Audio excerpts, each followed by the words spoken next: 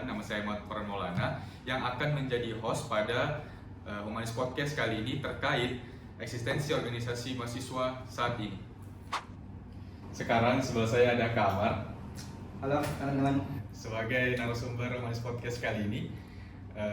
Jadi sebelumnya kalian harus tahu bahwa Kak Amar ini adalah demisioner, koordinator advokasi dan pengabdian masyarakat di Humanis Fisikunas tahun pengurusan 2020-2021. Jadi bagaimana kabar sekarang, kabar? Tidak begitu baik sebenarnya ya. Sariawan ke hari ini, tapi selebihnya alhamdulillah. Kabar bagaimana? Baik aja kan. Tapi setidaknya mau mikiran lo? Iya, aktivitas mahasiswa akhir begitulah. Sebentar diusahakan. Tapi sebelumnya kan kita kamar pastikan sebelumnya masuk ke masuk ke himpunan apalagi humanis, emang ada niat untuk menjadi mahasiswa organisasi? Sebetulnya awalnya tidak ada niat yang dikhususkan begitu. Memang niatnya untuk belajar dulu dari awal. Akhirnya lumayan cocok dengan pola organisasi yang seperti ini, dan akhirnya banyak belajar tentang itu dan keterusan jadi pengurus muda ke pengurus inti kayak begitu. Tapi apa nih Kak? Kan biasa kayak orang menganggap bahwa masuk organisasi itu sesuatu yang FOMO kan, kayak misalnya, apalagi kan misalnya di lingkup kampus kan itu yang namanya pengkaderan tuh. Nah pengkaderan terus bilang sia-sianya nih kalau misalnya ikuti pengkaderan berapa tahap terus tidak masuk ke himpunan. Kita masuk ke tipe orang gitu atau ada sendiri kita yang kayak misal mau Kak memang niat kayak memang untuk coba diriku atau memang kapabilitas Kak ada di kapabilitas untuk itu tadi yang bilang awalnya tidak punya niat khusus, cuma setelah kujalani akhirnya merasa cocok dan saya pikir ini tempat yang cocok untuk belajar berproses. Apalagi bisa dikatakan saya kemarin itu bukan karena organisatoris dari SMA, nah sekarang kok baru menyelam begitu di organisasi, jadi kayak kayaknya cocok ini deh, kayaknya coba-coba ya awalnya. Akhirnya bagus kuliah dan proses perkembanganku di sini lumayan signifikan Ji. Bahkan untuk bicara seperti ini pun alhamdulillah bisa Kak bilang kuperoleh dari organisasi tingkat kampus begitu. Tapi emang skill basic apa kayak soft skillnya kita basic ada yang mendasar dari SMA atau kayak misal berbicara depan umum atau beretorika atau pasnya masuk organisasi yang kayak baru ada berkembang di sini. Dari SMA sebenarnya saya cukup pendiam Kak, introvert Kak, kayak begitu. Jadi di kelas itu mungkin banyak sih teman-temanku, tapi punya Kak energi khusus untuk bersosialisasi dan punya Kak waktu tersendiri untuk caski juga energiku kembali, dan itu butuh waktu yang cukup banyak. Nah di kampus ini baru Kak lagi untuk mencoba hal baru, mencoba keluar dari zona nyaman yang kemarin, mencoba masuk beberapa organisasi di kampus. Dan akhirnya terlibat ke dalam kepengurusannya, dan akhirnya banyak belajar di situ, termasuk dari segi public speaking, mungkin dari kepercayaan diri juga belajar banyak dari situ. Dan mungkin salah satu poin pentingnya juga relasi, belajar dari banyak orang, karena pikir kita tempat belajar paling terbaik itu dalam pengalaman. Tapi uniknya manusia adalah kita juga bisa belajar dari pengalaman orang lain, sehingga itu ya jadi menarik. Sering sharing dengan senior, junior bahkan, karena pengalamannya itu berbeda-beda gitu, dan saya pikir tidak ada salahnya untuk belajar dari manapun kayak begitu. Iya sih, apalagi kalau misalnya kan saya juga kan pasnya saya juga kan dia juga betul-betul kayak orang yang low profile lah. Iya. Tapi pas yang masuk kayak di pengkaderan kayak merasakan ada kayak kesempatan untuk improve, jadi ikut baru masuk lagi sebagai pengurus muda atau nanti apa lagi organisasi ikut atau komunitas lain. Iya. Dan akhirnya banyak kok jadi pengurus juga sekarang tuh. Iya. Tapi banyak belajar juga tuh di sini. Banyak belajar juga. Cuman ya emang nguras tenaga sekali kalau sosial. Menguras tenaga sekali. Apalagi kita yang notabene bisa dikatakan introvert Ki. Tidak di sisi yang extrovertnya. Memang susah Ki awalnya bersosialisasi, butuh Ki banyak tenaga, dan itu cukup melelahkan Ki ya. Iya, pasti merasa juga memang introvert kan. Kita emang kalau masuk, misalnya berapa organisasi yang kita masuk di sana? Masuk kok darinya kita masuk kampus lah. Dari masuk kampus 5-6 organisasi lah begitu. Itu masuk karena penasaran aja atau kayak apa biasa ada orang kayak kayak seru dia masuknya atau setidaknya kayaknya bisa deh kayak jual gini namanya misalnya lolos kita dari organisasi ini bisa kita jual namanya untuk di luar nanti ada kayak nyata untuk atau yang niatnya harus kayak ikutin kan gitu.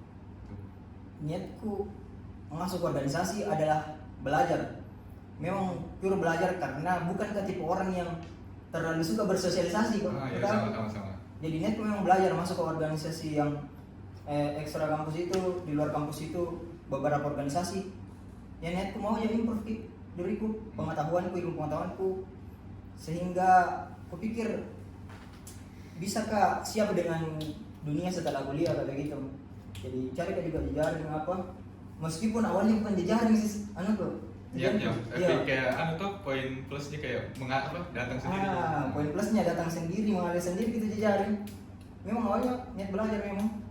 Iya karena mau dibilang ekstrovert yang suka berinteraksi, tidak, introvert memang jadi niatnya cuma belajar.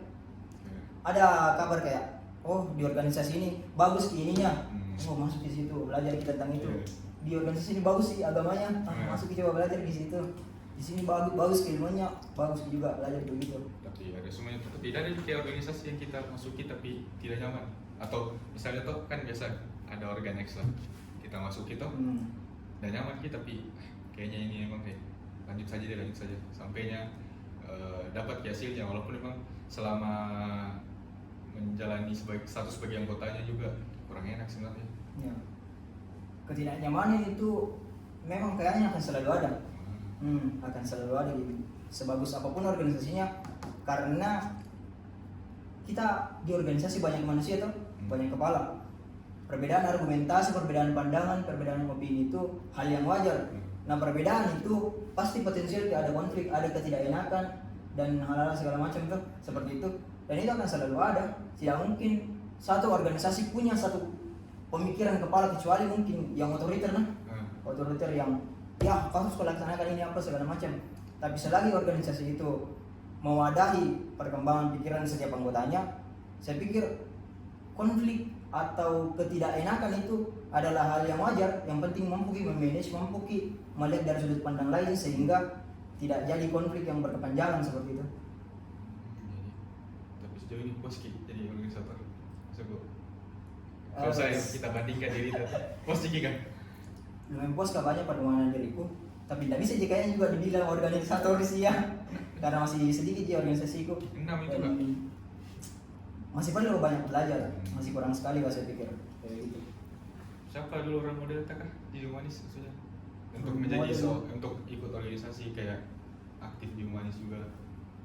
Kalau role model tidak ada, tapi kalau yang ditemani sharing-sharing lumayan banyak gitu. Banyak dari kakak-kakak 2 tahun di atas 3 tahun.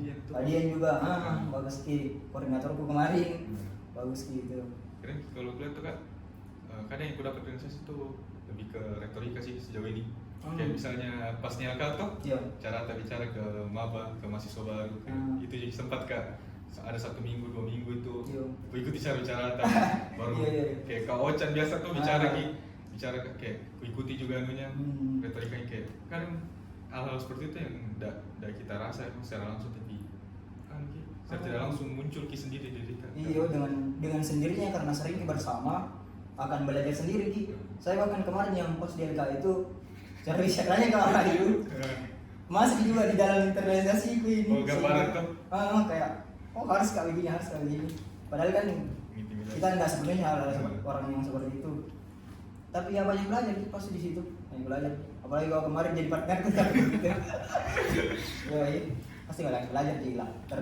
Terlepas dari sudut pandangnya orang-orang mengenai positif negatifnya, tapi saya pikir selagi kita mau mindfulness dari kegiatan itu, mau memikirkan kegiatan itu apa yang bisa dipelajari, akan selalu ada yang bisa dipelajari, akan selalu ada kebijaksanaan yang bisa ditemukan dari peristiwa-peristiwa seperti itu yang terjadi. Begitu. Penting tidak sih organisasi. Kalau misalnya kita bandingkan diri kita yang aktif bisa organisasi itu pasti tidak mungkin. Pasti ada kita korbankan tuh. Iya. Waktu, tenaga ataupun kayak jangan akademik kan. Waktu ke akademiknya pasti lebih banyak ke organisasi itu kan. Kira-kira penting penting kan untuk mahasiswa yang lain lah, jangan kita yang sudah aktif di himpunan. Untuk mahasiswa baru lah kak selanjutnya, atau orang-orang yang baru masuk menjadi mahasiswa. Kau kemarin di SMA jurusan apa? IPA. IPA. Oh. Tapi mungkin kau pelajari juga toh. Saya jurusan IPS kemarin. Dan pengetahuan itu manusia diketahui sebagai makhluk sosial. Iya. Makhluk sosial, makhluk yang membutuhkan manusia lainnya untuk survive di dalam kehidupan. Dan saya pikir tidak bisa tanpa organisasi atau minimal kelompok kecil lah, kelompok kecil yang bantu untuk penuhi. Kalau orang-orang dulu bilang penuhi basic need-nya, kebutuhan dasarnya, sekedar makan apa segala macam, butuh orang pengaruh orang lain, butuh bantuan orang lain untuk capai gitu, untuk penuhi kebutuhan itu. Nah sekarang kalau misalkan kita kontekskan dalam organisasi mahasiswa, saya pikir ya memang dibutuhkan organisasi karena guru terbaik adalah pengalaman. Tidak mungkin kok improve skillmu terkait public speaking kalau tidak berorganisasi. Kayak begitu. Kalau latihan sendiri kok di depan kaca akan beda rasanya dengan ketika tampil kok di depan umum, di depan banyak orang.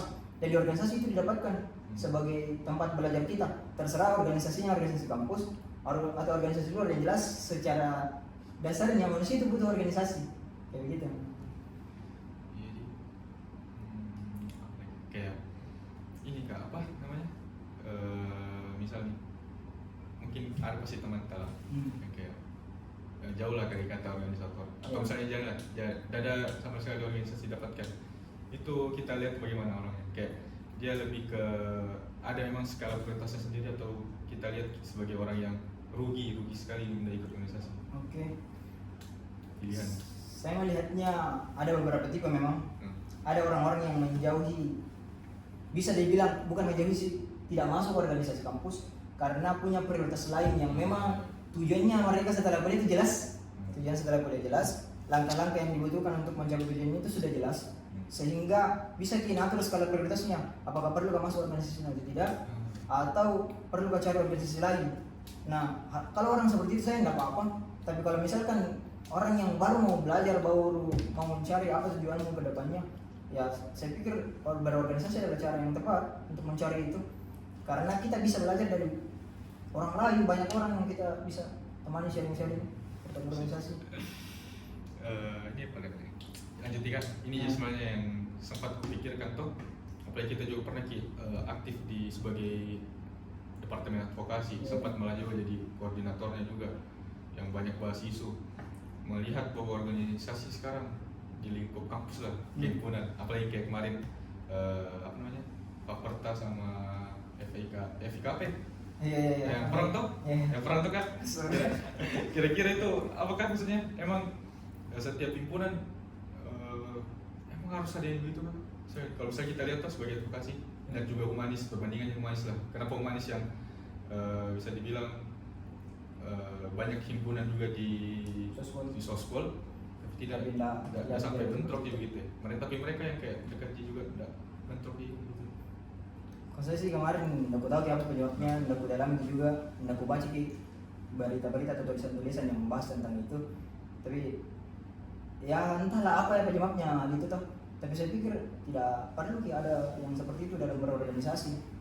Mungkin ini cuma mungkin lah kemungkinan ketidakmampuan untuk mengelola perbedaan-perbedaan pandangan itu, sehingga bisa timbul konflik. Itu entah itu alasan itu terjadi dengan dalam konteksnya yang kemarin seperti yang kau sebutkan atau tidak, saya tidak tahu banyak tentang hal itu.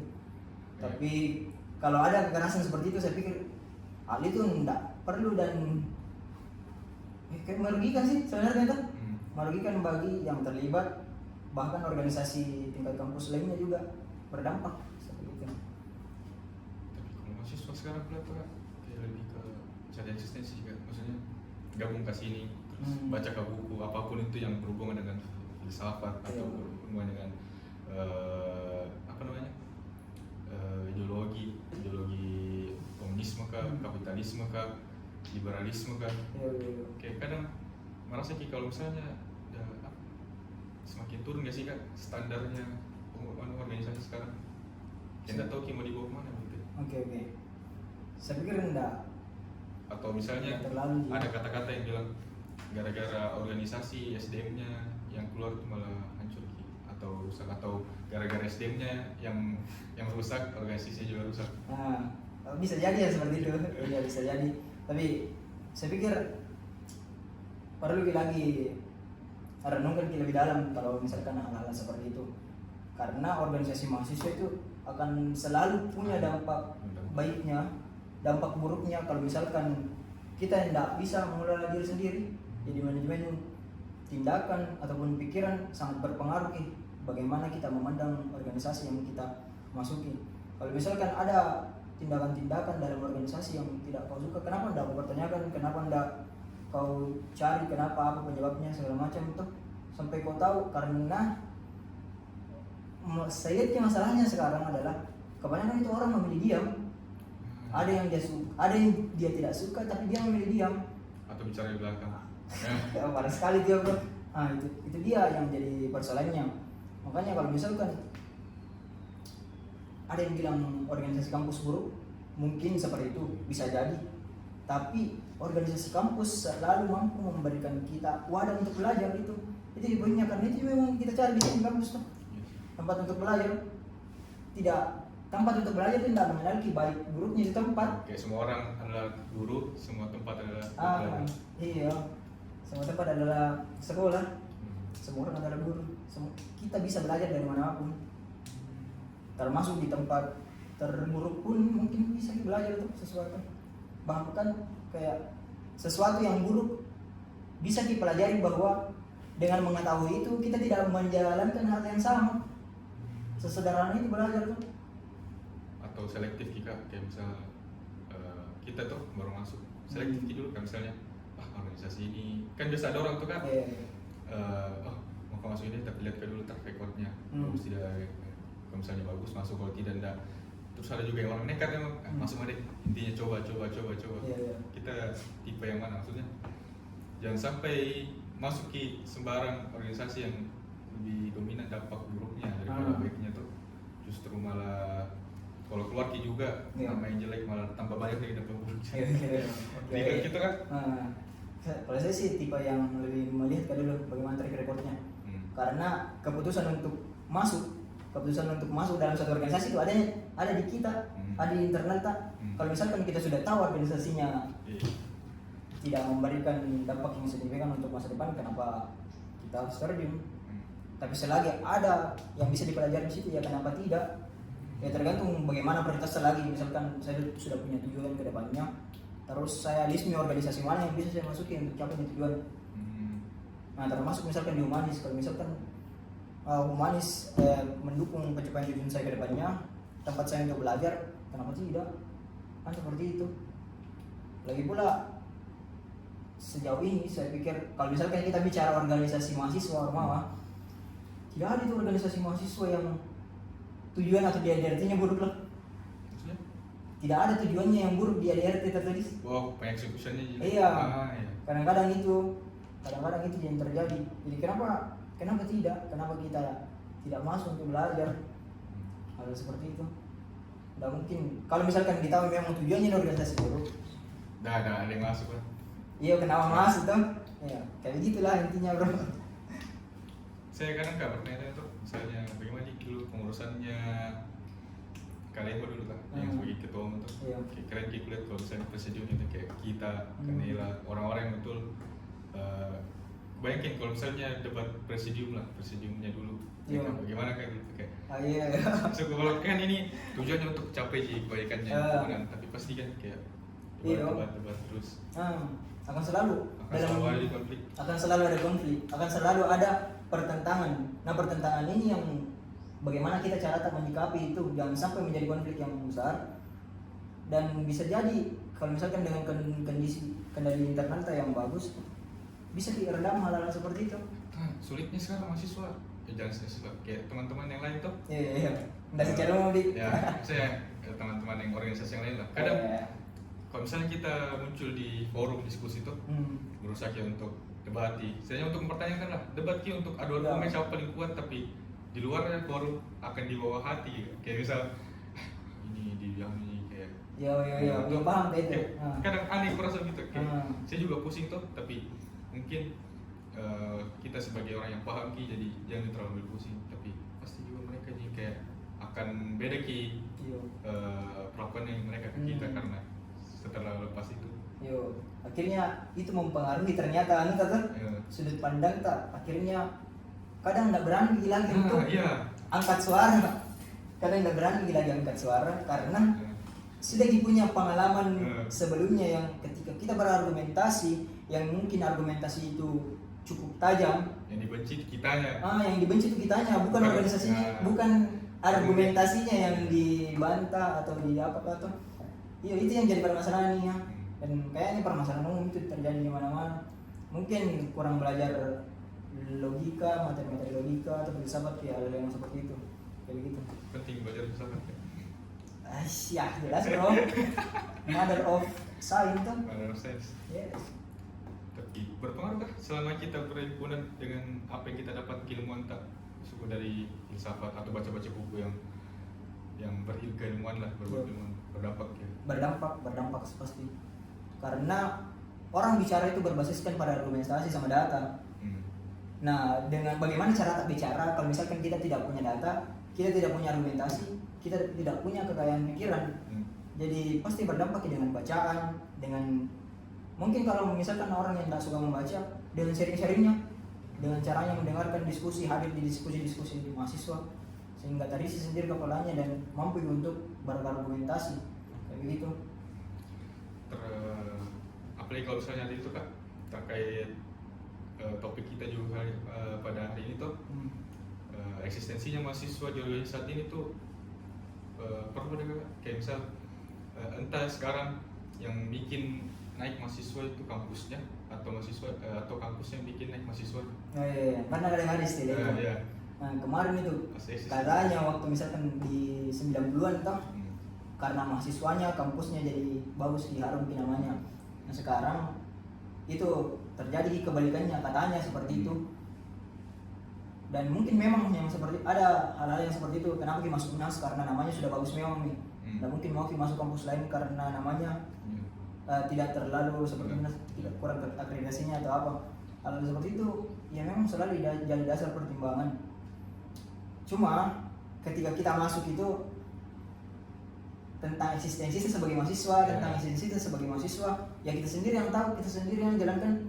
Jangan sampai kita masuk kampus karena namanya saja, bukan karena ekspektasi kita terkait apa yang akan kita pelajari di kampus yang bagus ini, di kampus yang terakreditasi ini. Nah seharusnya kan akreditasi itu menunjukkan kualitas pemikiran di setiap kampus. Terlepas dari berbagai macam indikatornya mungkin untuk penilaian itu tuh. Jelas itu. Kalau misalkan kampusnya bagus, ya kenapa tidak kita manfaatkan untuk belajar lebih bagus lagi, lebih di atas lagi mungkin dengan kampus-kampus lainnya. Seperti itu. Harus punya semangat belajar, harus punya curiosity yang tinggi. Tergantung pribadi itu kan bagaimana cara menyikapinya. Tergantung pribadi. Oke, yang terakhir ini apa? Pesan lah untuk teman-teman atau mahasiswa-mahasiswa yang baru masuk. Itu apa ya? Bagaimana cara kita untuk lihat apalagi kan misalnya organisasi sekarang lah, walaupun bagus tujuannya, cuma kan eksekusinya jelek ya, apalagi ada kultur-kultur di dalamnya. Pesan untuk mereka yang baru mau gabung di organisasi, apalagi yang dasarnya kayak kita, yang betul-betul pendiam memang di awal baru mau masuk lagi untuk mengembangkan diri, entah itu berretorika atau public speaking. Kalau apa pesan? Kalau saya sih melihatnya kalau misalnya dari sudut pandang mahasiswa baru atau mungkin junior organisasi itu memang penting karena memang dasarnya kita makhluk sosial, butuh berorganisasi, butuh mengisi kepala karena manusia adalah makhluk yang berpikir. Kalau binatang yang berpikir lah, ada istilah binatang yang berpikir. Nah kalau misalkan kita tidak berpikir, tidak memanfaatkan pikiran kita, berarti kita hanya mengambil sisi binatangnya saja. Jadi saya pikir perlu ada wadah untuk mengembangkan dan melatih ketajaman kita dalam berpikir. Salah satunya dalam organisasi kemahasiswaan. Nah, adapun teman-teman yang baru mau masuk organisasi kemahasiswaan, silahkan lihat dulu track recordnya bagaimana. Silahkan, kalau misalkan teman-teman punya tujuan kedepannya yang sudah jelas memang, silahkan tetapkan tujuan itu, kemudian tetapkan langkah-langkah bagaimana mencapai tujuan itu, sehingga mungkin dengan proses perenungan itu, proses berpikir itu muncul list organisasi mana yang bisa kita masuki nih, list organisasi mana yang kita bisa masuki, sehingga tidak terombang-ambing lagi dalam pencarian yang begitu jauh gitu dalam kayak gitu. Jadi harus memang ditetapkan sih hal seperti itu. Dan saya pikir dimanapun pasti ada baik buruknya, tergantung bagaimana kita melihatnya, tergantung bagaimana individunya kita, bagaimana kita menyikapi juga. Hal-hal yang seperti itu. Mengontrol diri kan? Ya, mengontrol diri. Kayaknya kontrol diri. Sangat penting, sangat penting. Dan saya pikir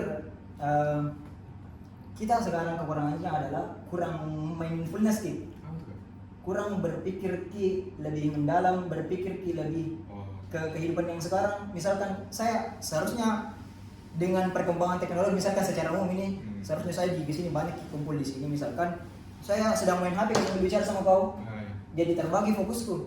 Nah sekarang sedang kusimpan HP-ku, sedang kuluangkan waktuku untuk berbicara dengan kau, karena waktu ini memang saya luangkan untuk ini, untuk analisa hal seperti itu. Sekarang kekurangannya adalah kita memaksa untuk multitasking.